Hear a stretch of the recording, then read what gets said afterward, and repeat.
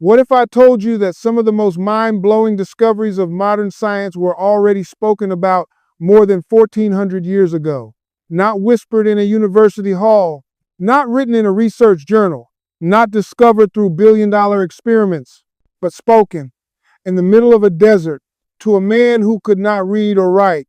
Now pause right there, because this is not a battle between science and religion. This is not about forcing belief. This is about something much deeper. This is about signs. When the Quran was revealed in the 7th century, the world looked very different. People believed the earth was flat. They believed the sky was held up by invisible pillars. Disease was blamed on evil spirits, and the idea of studying the universe scientifically didn't even exist yet. Yet the Quran spoke with confidence, not arrogance, not exaggeration, but calm certainty. Not like a science textbook, but like a voice saying, think, reflect. Look again. One of the most powerful examples begins with the universe itself. Modern science tells us the universe had a beginning. That time, space, and matter all came into existence together. That before this moment, there was nothing. We call it the Big Bang. Now listen carefully to what the Quran says. Have those who disbelieve not considered that the heavens and the earth were once a single entity, then we separated them? Let that sink in.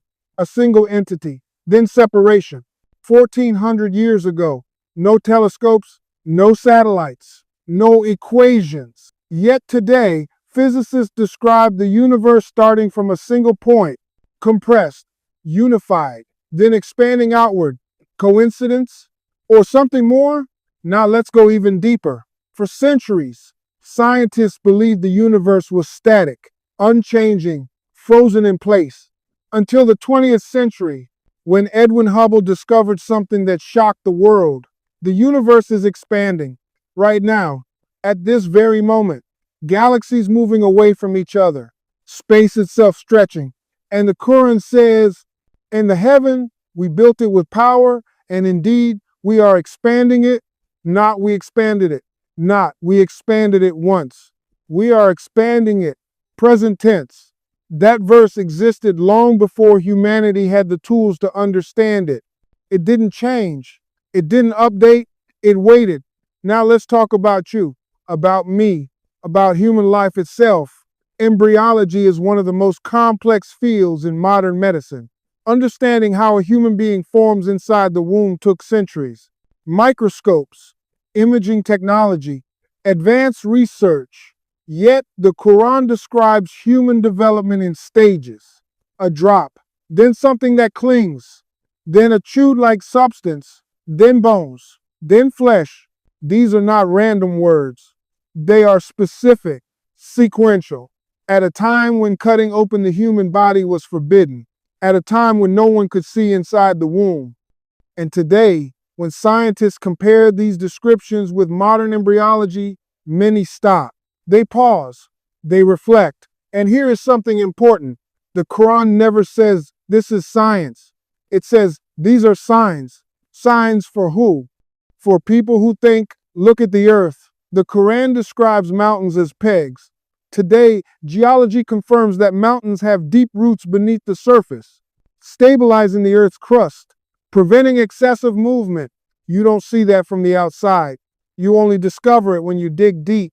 In the oceans, the Quran speaks about barriers between bodies of water, seas that meet, yet do not fully mix. For centuries, people thought all water blended the same, until modern oceanography confirmed distinct boundaries caused by salinity, temperature, and density.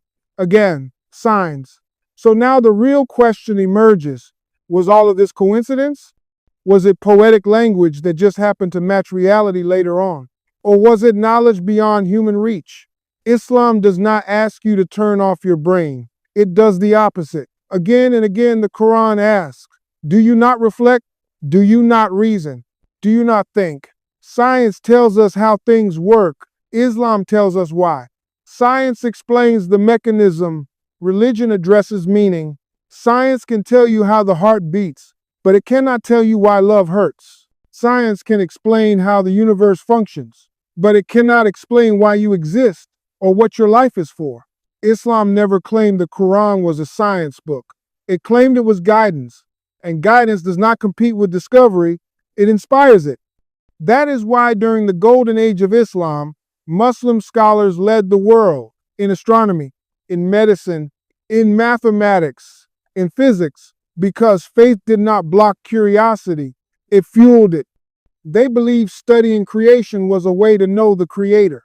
So did Islam predict modern science? Not in the shallow way people argue online, not as a checklist of discoveries. It did something far greater.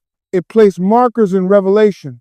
It planted signs in scripture, and it invited future generations, generation after generation, to uncover them. And here's the most powerful part. Every time science advances, the Quran does not panic. It does not retreat. It does not rewrite itself. It waits. That is not the language of ancient superstition. That is not the language of mythology. That is the language of timeless truth.